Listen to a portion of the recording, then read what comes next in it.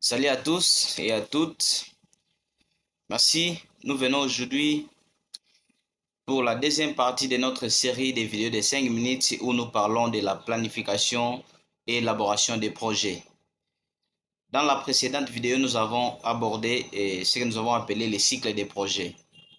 Nous avons parlé des étapes ou des phases qui forment les cycles des projets. Nous avons parlé de la présentation initiale, nous avons parlé de la planification, nous avons parlé de la mise en œuvre et nous avons parlé de l'évaluation. Donc, nous avons dit que le cycle des projets a 4 phases. Maintenant, rappelez-vous que nous avons parlé de la planification. Lors de la planification, nous avons ce que nous appelons l'analyse avant de passer à la planification. Donc, nous avons divisé la planification en 2 phases, qui est l'analyse et la conception. Alors, dans l'analyse, nous avons parlé de l'analyse des problèmes, nous avons parlé de l'analyse des parties prenantes, nous avons aussi parlé de l'analyse que nous avons appelée fait-forme, analyse des faiblesses, forces, menaces et opportunités.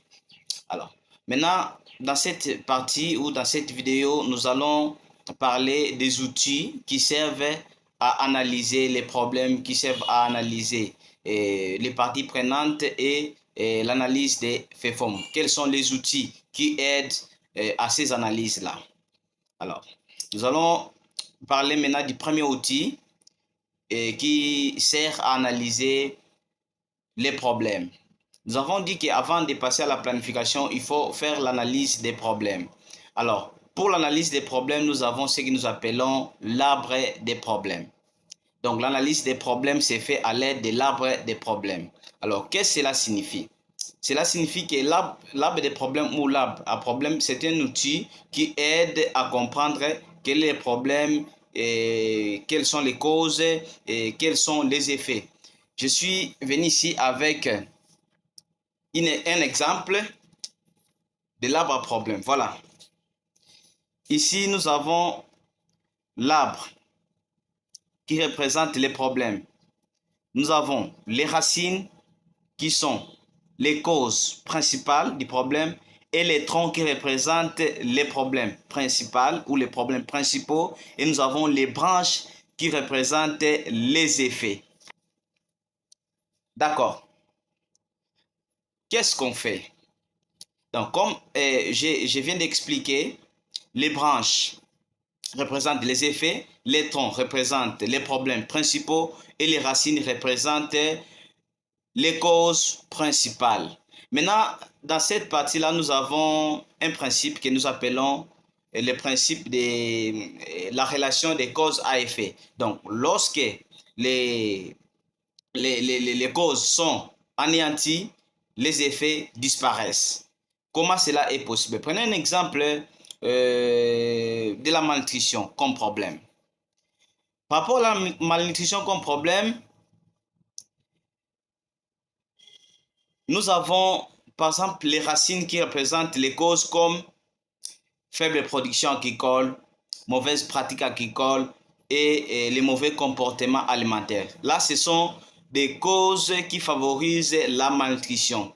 Et au niveau du tronc, parce que nous parlons de l'arbre à problème, les troncs représentent les problèmes principaux. Là, nous avons par exemple la malnutrition. C'est ça les problèmes, c'est la malnutrition. Mais les causes qui ont fait qu'il y ait malnutrition, c'est la production, la faible production agricole, aussi les mauvaises pratiques agricoles et les mauvais comportements alimentaires. C'est ce qui a entraîné la malnutrition. À part la malnutrition, maintenant les effets de la malnutrition, nous avons les taux élevés de décès des enfants de moins de 5 ans dû à la malnutrition. Nous avons aussi les déséquilibres socio-économiques des ménages, ce qui entraîne la pauvreté. Là, ce sont deux effets.